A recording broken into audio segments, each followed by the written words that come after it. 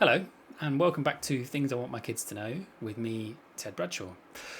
Today, we are going to do red flags. So this one's come in as a request. So somebody dropped me a message saying, I've listened to your episode on love shouldn't drive you crazy, and is it possible for you to do something on red flags? And I thought, yeah. So here we are. The first thing I'd want to say about red flags is really a question, which is what is that question for? What are red flags? And the reason I want to put that out there is because I might be misreading it, and forgive me if I am, but sometimes I think people want to know what red flags are because really the question is, did I miss something? Was there something really obvious that I should have seen? Have I been stupid? Should I have known? And the thing I'd want to say about that is that it's not fair. That isn't fair. Because anybody can be taken in. The thing about people who turn out to be manipulative or dishonest is that they tend to be pretty good at what they do. As sort of depressing as that is to say, they tend to be pretty good at it. If they just came in as a sort of monstrous slob on day one, maybe you wouldn't have hung around. But that's not normally how it goes. Normally how it goes is more complicated than that. I'm going to, throughout this episode, I'm conscious that I'm going to be sort of treading lightly, I suppose, because it's a really complicated subject. And I think I'm going to give myself permission to do more on this in later episodes as well. So particularly I'll do some stuff on emotional abuse later down the line and what that looks like. But just as a starting point, people that turn out to be manipulative or dishonest tend to use things like love bombing. So they might shine their attention upon you, make you feel like a really important person, seem kind of honest, seem vulnerable, seem exciting, seem interested, whatever it might be, and make you feel cared for and interested in and like, oh, this is a really good person. And it's only later that that starts to become a bit inconsistent, that maybe they go missing for a while, or maybe there's inconsistencies in their story, or maybe they do things that you think, hold on, this isn't right. But it's confusing because they're not like that all the time. And I think that is one of the things we're going to talk about today is consistency. But it is a good example of how I think it's so easy in retrospect. So when you tell people after you've been in a relationship like that about some of the things that happened, and people are like, what? How did you not see that? What do you mean they did that? And you might be sitting there thinking, oh, for Pete's sake, why didn't I just do something about this? But it isn't that simple. Everybody is an expert in hindsight. It isn't that easy when you are in it. So if that's part of the question, that's something I'd really want you to know. However, it is worth talking about with red flags, I think. Not least because, frankly, this as a parent is one of the things that scares me the most about having kids. Like, what if they end up in a relationship with somebody who kind of gets their claws into them, if you like?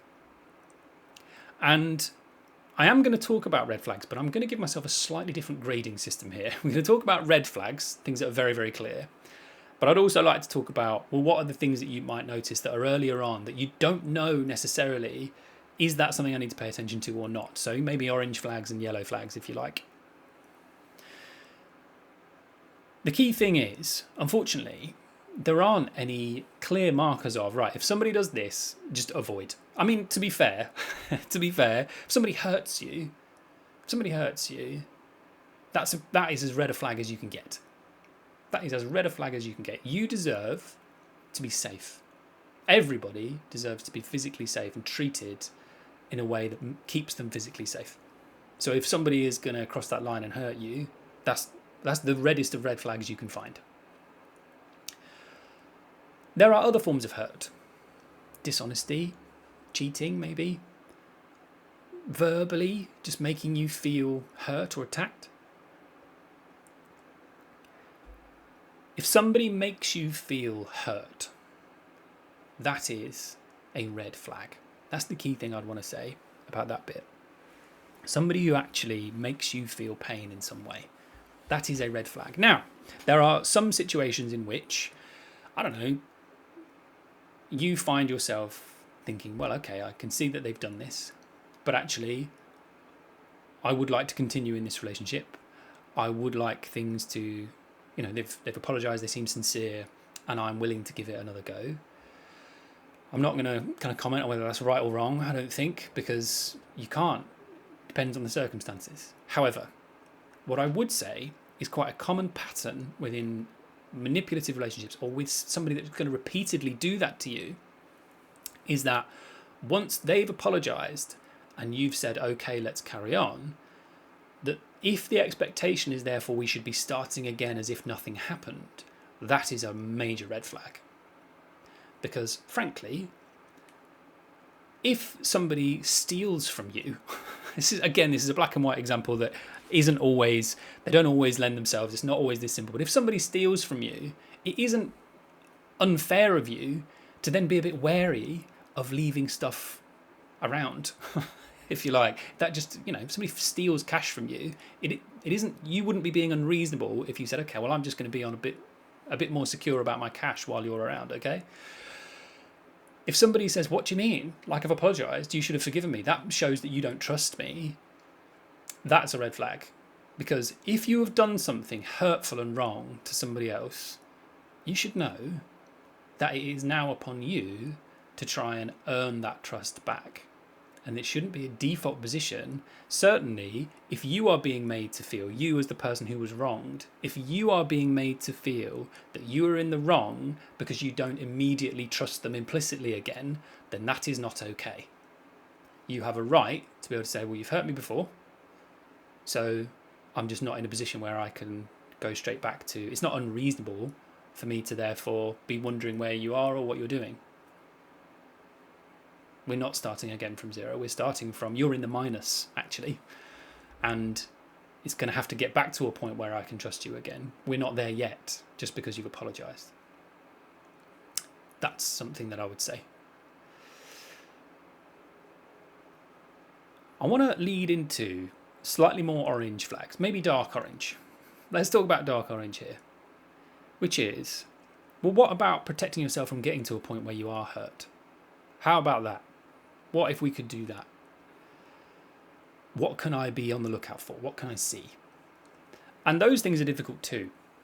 And I want to talk about the fact that I am going to talk about some behaviours, but let's just talk about a feeling.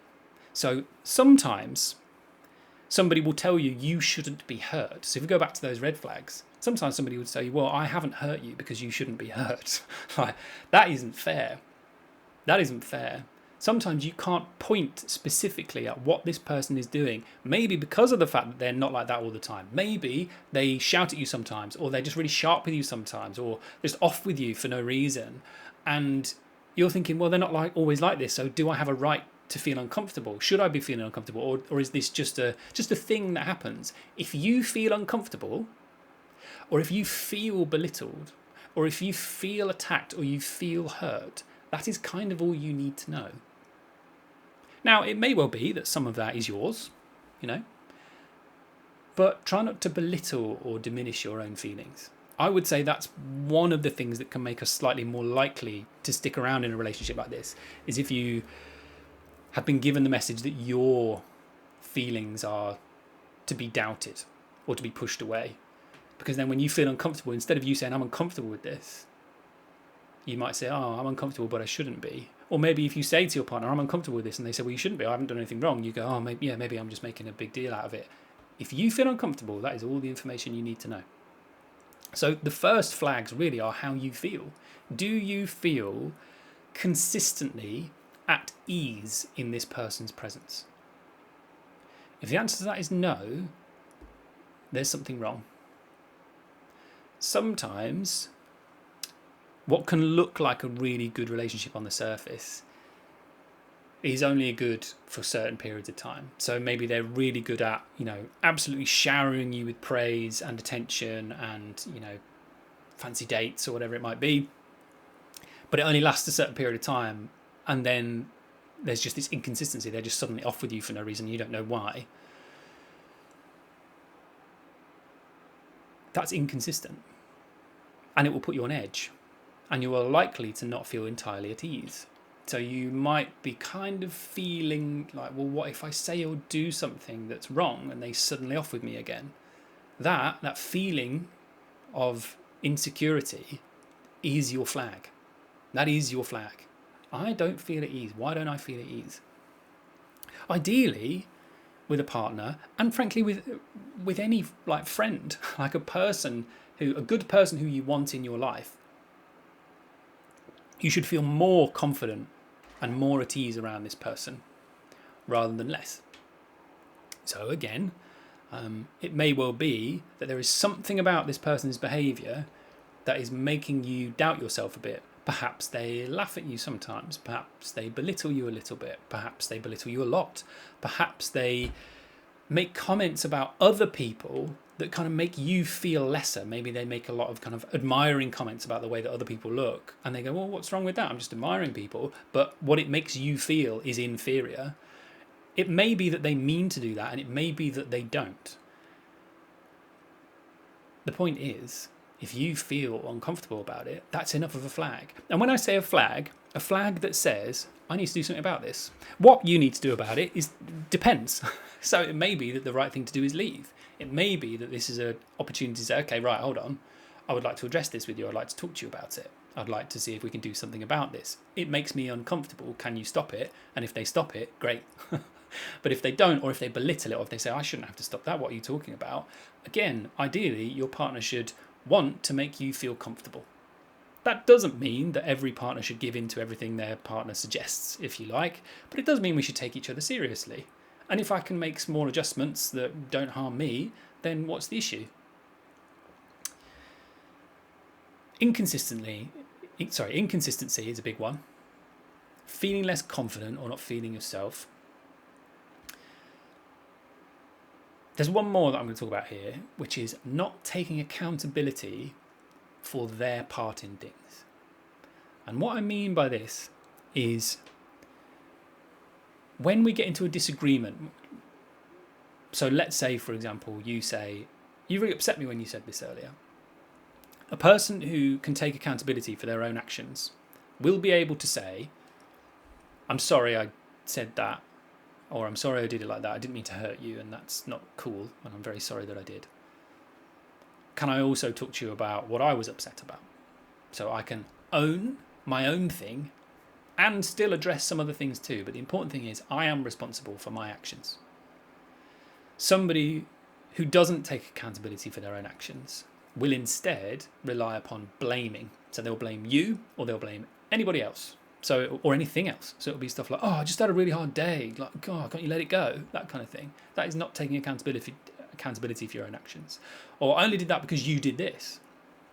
That is not taking accountability for your own actions. It might be how you feel, but it's not you taking accountability for your own actions. The reason that is so important and such a deep orange, borderline red flag, or maybe we'll just lump it in with the reds, is because change is not possible without taking accountability and responsibility for your own actions. So somebody who does things that hurt you and they don't take accountability for their own actions, that person is not going to change. They're just not. So as a therapist, I'm aware that change can happen. People can make changes to the way that they respond to things, to the way that they communicate.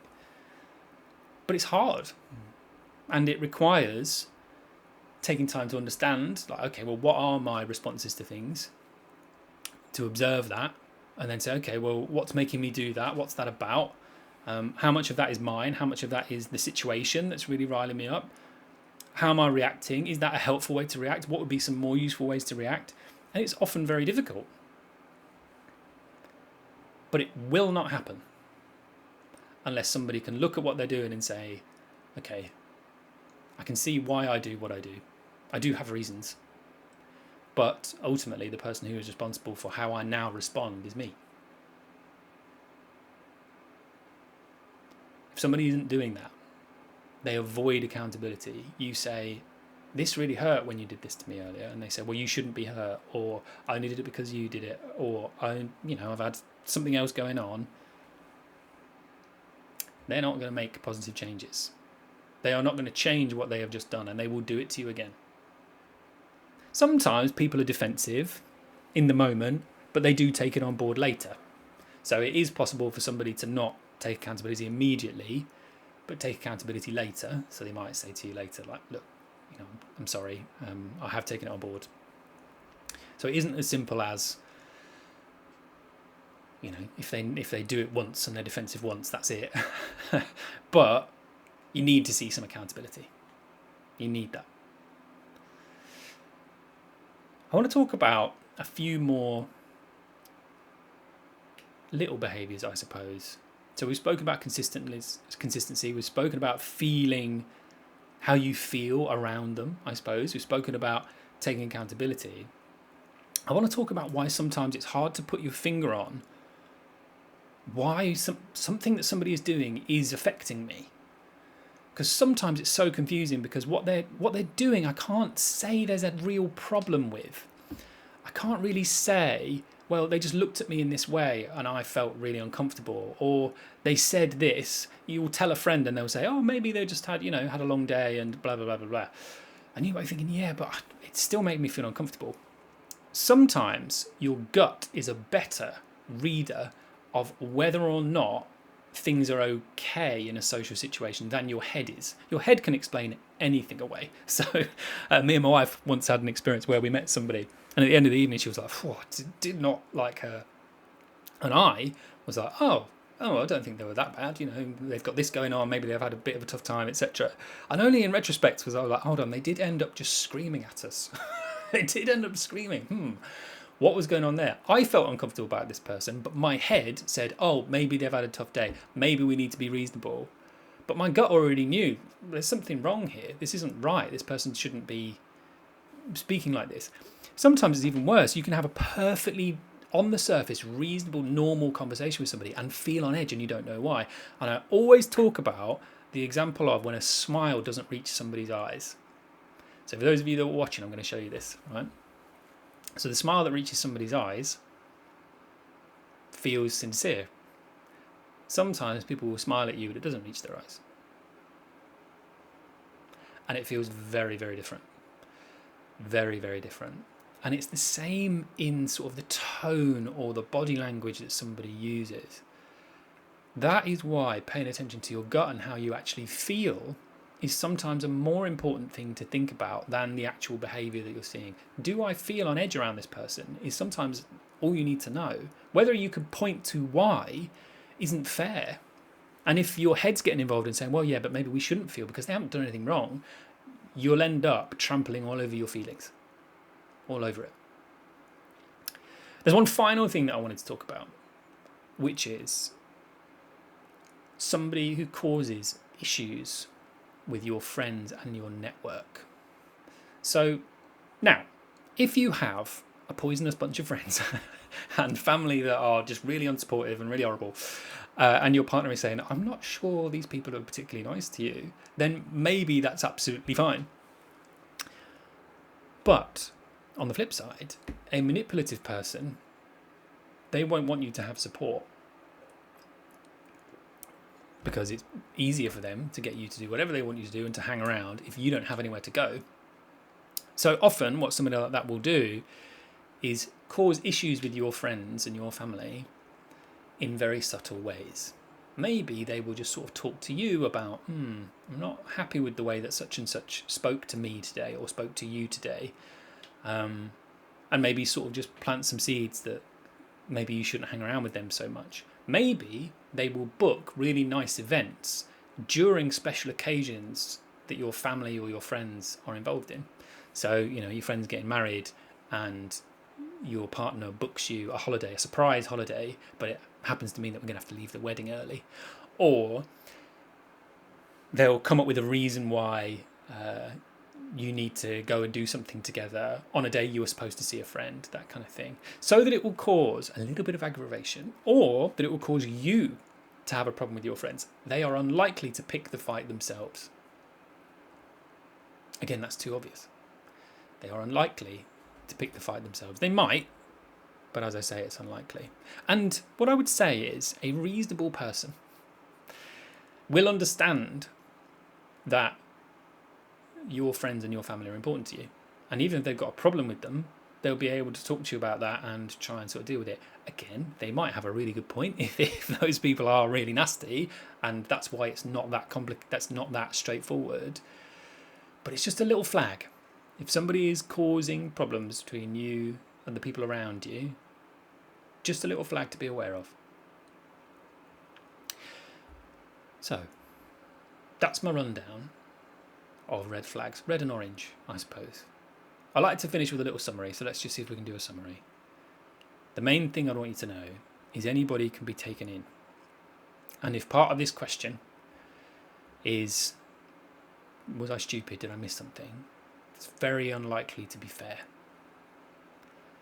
The second thing is, red flags, the reddest of flags, are if somebody hurts you in any way, makes you feel pain.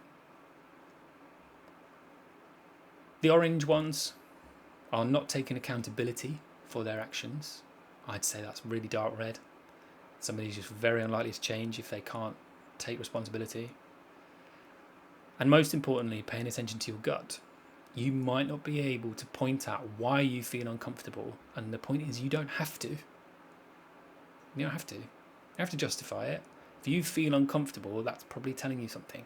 Maybe they're just a bit inconsistent. They blow hot and cold and it makes you feel on edge. Maybe you feel down about yourself when you're around this person, but you can't say why. They don't necessarily say anything horrendous, but you just have a sense that maybe you're not quite meeting up to what they wanted you to, or whatever it might be. We want consistency, and we want somebody that's going to make you feel actively good. And ultimately, when I think about the title of this podcast, things I want my kids to know, is you deserve to feel actively good. You deserve to be in a relationship where somebody treats you with respect and kindness, and who sees you as somebody that has qualities, somebody that they want to be with. There might be things that happen in your life that make you feel like you don't deserve that. But everybody deserves that.